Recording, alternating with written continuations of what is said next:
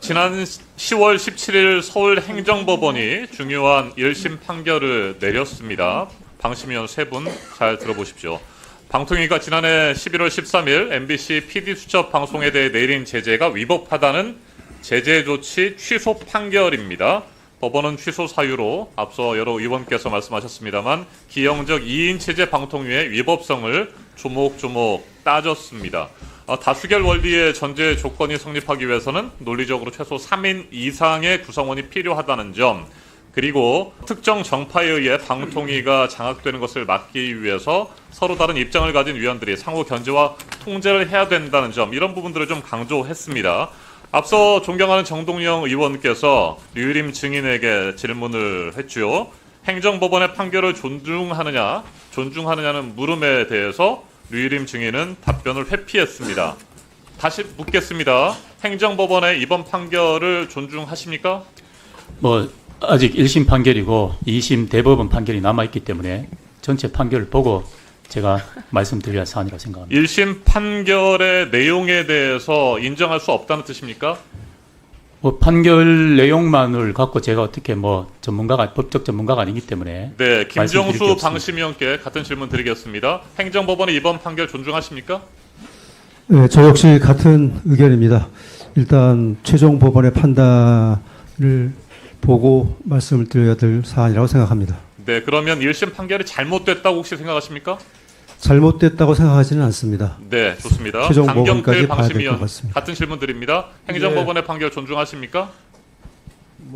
모든 법원의 판결은 존중합니다. 그러나 그 판결이 어떤 내용인지는 아직 못 봤고요. 상당한 논란이 있는 판결로 알고 있습니다. 논란이 있다고요? 네, 그 내용이 지금 다 이미 자세하게 보도가 됐는데 그 판결 내용을 아직 모르십니까? 그게 아니라 거기에 대해서 여러 가지 견해가 있는 걸로 알고 있습니다. 네, 자, 세 분의 방심위원께서 이번 행정법원의 판결을 존중할 수 없다라고 하는 취지로 답변을 하신 것 같습니다.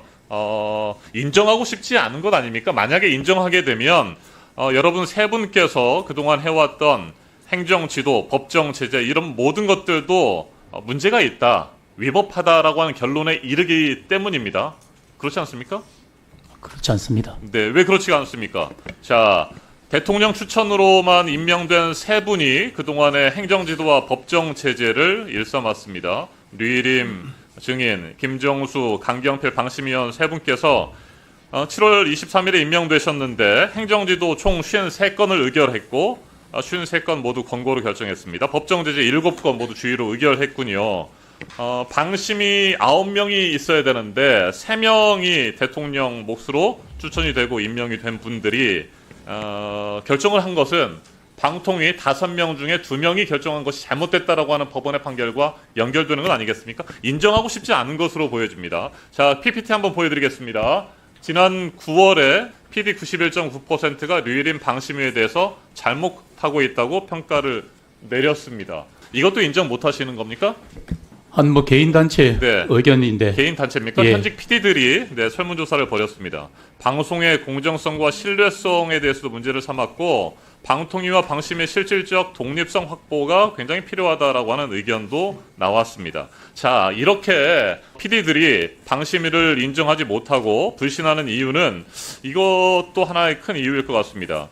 지난해 9월 이후에 방심위하고 선방심위에서 법정 제재를 의결한 게 몇 건인지 아시죠? 몇 건입니까?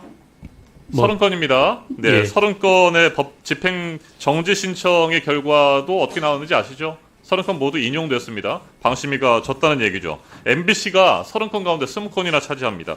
윤석열 정권의 비판적인 보도를 가로막기 위해서 이건 집중적으로 표적 심의와 표적 징계를 쏟아냈다라고 하는 비판 피할 수 없을 것 같습니다. 반면에 방심위가 최근에 KBS와 관련된 심의를 벌였죠. 8월 15일 광복절 당일에 기미가요, 이게 전파를 탔습니다. 기모노 입은 배우도 있었고 국민적 분노를 야기했고 이와 관련해서 최근에 심의를 했는데 이거 어떤 결론을 내렸죠? 저희들이 권고 조치를 내렸습니다. 네, 박민 사장을 통해서 완벽하게 장악했다고 볼 수 있는 KBS에 대해서는 권고 결정을 내렸습니다. 행정 지도 아닙니까? 이건 나중에 뭐 제어가 심사에도 아무런 영향을 미치지 못하는 건데, 자, 이와 관련해서 강병필 방심위원께 한번 질문을 다시 드려보도록 하겠습니다. 강병필 방심위원께서는 당시에 전체 회의에서 KBS 내부 진상조사에 방심위 의결이 영향을 미칠 수 있다. 이후 결과가 나올 때까지 의결 보류하자는 말씀을 하셨죠. 맞습니까? 예, 그런 것으로 기억하고 있습니다. 네. 자, 그런데 KBS 내부 진상조사 결과가 나오지 않은 상태에서 권고 처분으로 결론을 낸 거에 대해서 어떻게 생각하세요?